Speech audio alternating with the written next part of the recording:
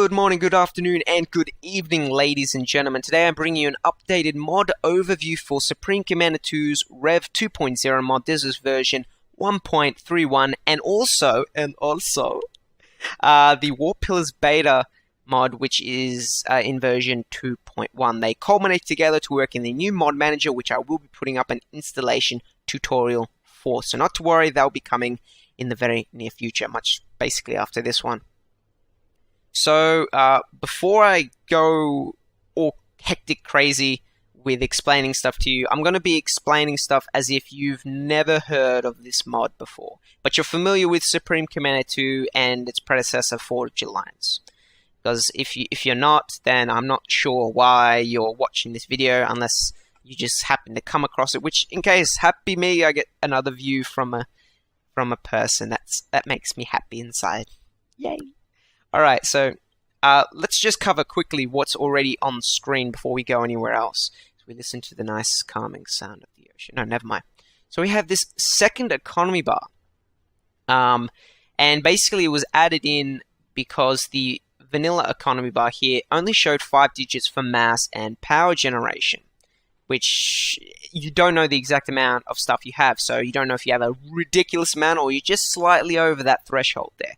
New economy bar shows as many digits as it can possibly fit. Obviously, I have your console commands, as you can see here, so I can demonstrate this fact for you.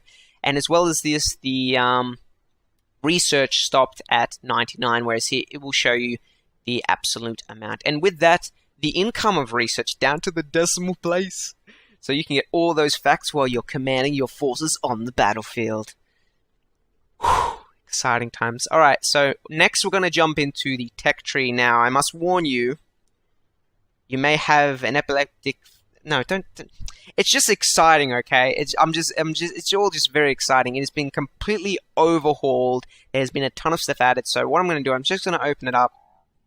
So we got UEF here for the ACU. And what I'm going to do, you can pause the video at any point in time. I'm going to cycle through all these. You can have a good look at the different layout that's been added and all the new icons. We'll go to land now. A whole bunch of stuff. So we've got tier 3 units now. We've got all the tiers of units brought over from Forged Alliance. So you've got tier 1 to 3 of land units, air units, naval units, structures, so power generation, point defense, shield, mass conversion, fabrication, whole bunch of stuff. And there's 2 classes now of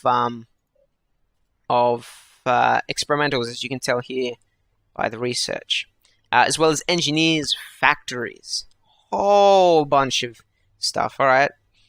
Next thing I'm going to talk about is small aesthetic changes. They're not particularly important for gameplay, but I want to mention them because work went into these things and they deserve to be realized and appreciated. So I'm going to move up, and please don't get all confused by what's on screen. I'm going to explain it all to you very shortly. So the first thing I want to talk about aesthetically is, as you can see, under all the buildings, there is a tile representing of its faction. So UEF, Illuminate.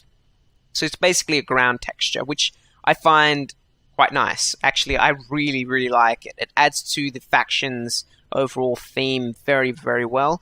As well as this is the building beams for all factions now match the faction. So if I go to Cyber here and if I just build a power generator, its beam that fires is a reddish purple, kind of matches the power lines that come out from the building. We go to UEF. Whoa, let's not do that. We build a power generator here. It's a vibrant blue, and if we go to Illuminate, it is like a limey green color. Okay. And the final thing to do aesthetics is the color scheme of your units and buildings. Now, I'll use the UEF ACU as an example if I can. Whoa, if I can find him. There we are. So let's move you out here. So originally, you start up vanilla Sup Com. Where the blue is on this model here, it used to be like a yellow, like a lemon yellow, and then the rest of the model was blue. And it looked very cartoony, very clownish. To me, I didn't really find it appealing at all, especially on buildings. What they've done here is they've changed the yellow to blue and made the rest of it just metal. It's just raw metal, your metal army. And it works very well on the buildings as well. So those are the main aesthetic changes. Next, I'm going to talk about the scale. For both buildings and units, have been changed heaps. So most units and buildings have been made smaller, and basically to reflect the scale of Forged Alliance. And with that scale shrinkage, comes slower turn speeds and movement speeds. Now this ACU may look like he's moving quite quick. This is with a 50% upgrade used in the tech tree. If I go to a engineer, this is at normal speed, guys. Yep, this is normal speed. That guy's not getting anywhere very quickly. Same for tier 1 units. So if you want to move all the way across a large map, you're not going to get there in a few minutes. You're not going to be able to ACU rush on anything larger than a small 1v1 map, okay? And I don't think people would appreciate you ACU rushing them either. I actually believe there have been countermeasures put in place to stop that by the mod team, which is quite nice and a welcome change as well. Now, while we're talking about longer things, okay, let's not go there. Okay, experimentals build times have been increased dramatically, so there's a whole rebalanced economy, so to speak. So instead of being 2-3 minute build times on experimentals, we're talking minimum 8 minutes to 18 minutes for some experimentals, and that's because there's two classes, Class 1 and Class 2, which are basically minor and major experimentals, as I like to call them. Now, before we go any further, I'm going to talk about experimentals in a quick moment. But before we do that, we have to discuss the new warp pillars. What are these warp pillars? Well, they replace the experimental gantry. So this is the UEF one. You've got the Cybran one. They're aesthetically pleasing for the faction and the Illuminate one. And basically, they replace them because the gantries are much, much larger. And some of the experimentals that are now in the game don't actually fit in the gantries when you can see them building. So how this is done is, if you're thinking lore-wise, you can think of it as experimentals are built off-world and are teleported to the world you're on now. So if we click on them, basically they function as both land and air experimental gantries. So here you can see we've got two buttons to toggle through air and land units, and one to toggle through minor and major experimentals. So multi-purpose, very useful. Very useful. So we've talked about that. We'll talk about adjacency bonuses, something that wasn't in vanilla Sup Com. As you can see by the power lines coming from these power generators to the factories and mass extractors and even shield generators, okay? So they function a little bit differently, I believe, from Forged Alliance, some of the functionality of adjacency bonuses. So basically, power generators stuck near certain buildings like factories, point defense now, mass extractors, research stations, warp pillars, and shields grant specific bonuses. So if we're talking factories, what it does is helps reduce build time depending on the tier of power generator, obviously. So reduce build times and costs. So mass and energy costs are slightly reduced as well. Very helpful stuff. For point defense, how they work is depending on the faction you are. I'm not too sure if this is correct, but depending on the faction you are, if you're Cybran and you have an adjacency bonus, it will add increased rate of fire to that point defense. If you're UEF, I believe it increases the range of the point defense and health for the Illuminate. Or maybe I got Illuminate and UEF mixed up, but health is the last one. Now, these are all subject to change in the future, but this is where they are currently at. Now, as for mass extractors, again, we've got tier 1, 2, and 3. You can upgrade them here by the little icon. So tier 1 will give you 2 mass. Then you've got a tier 3, which will grant you 6, and then 12 for tier 3. I said tier 3. So this is tier 2, and this is tier 3. Okay. Adjacency bonuses function pretty much the same as they did in Forged Alliance. They basically grant a percentage increase. So this grants 2.1 instead of 2. So with 4 of these, you get 2.4. Very simple, straightforward. With research stations, now they've been altered in 2 ways. So with adjacency, all it does is grant a bit more research. So this grants 0.9, whereas this one with no adjacency grants 0.7. Okay.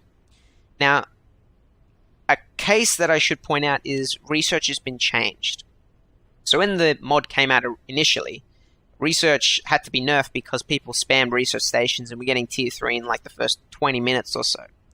So what they did is they added an upgrade in the tech tree in the structures menu.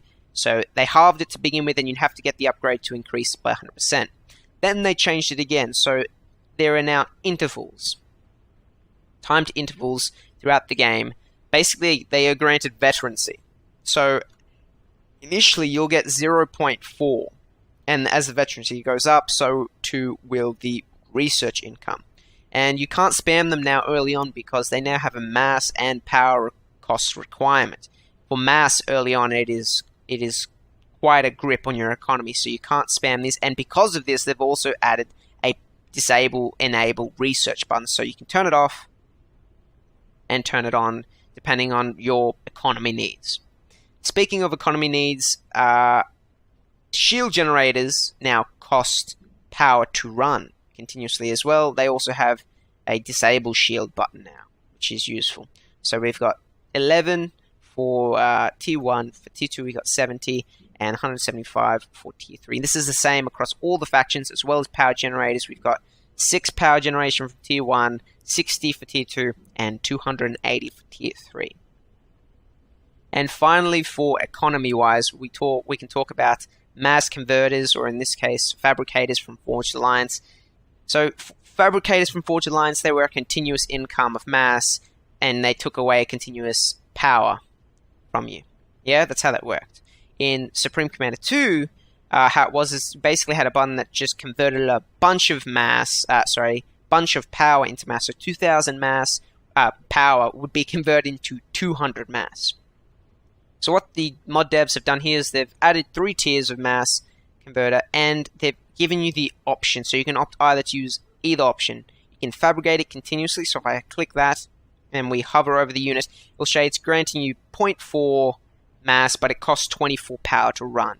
We go to the tier 3 one, this costs 270 power to run, and grants you 7 mass. Okay, so you have to balance your economy. It's really, if you're forced and you can't expand, this is the way to go. But you'll need to have the power generation to match it. And power generators, if I go on to we'll just go to an ACU here, give a more accurate reading. So this is tier 3 for an ACU. Takes 2 minutes 26 seconds. We go to tier 3. So engineer 18 minutes. Now this is not correct. So 18 minutes if you haven't upgraded the engineer. Okay. So there's 2 little buttons you'll notice down here in the bottom left hand. You've got upgrade build systems tier 2 and upgrade defense systems tier 2. These also coming out upgrade to tier 3. So the first one basically reduces the time dramatically to build higher tier things, and it decreases the build time for lower tier. So, for example, this tier 1 generator, instead of taking 25 seconds, may take 9 seconds for if you've got the build systems to tier 3, and as well the tier 3 power generation, instead of 18 minutes, will be around the 5-minute mark. So drastically reducing build times. So it's kind of required. And the upgrade defense systems basically makes the unit more durable. And this is the exact same for factories. Reduces build times, makes the building more durable. So armor, health, shield values, that sort of thing. I'll quickly give you an example of the dramatic change in build time. So here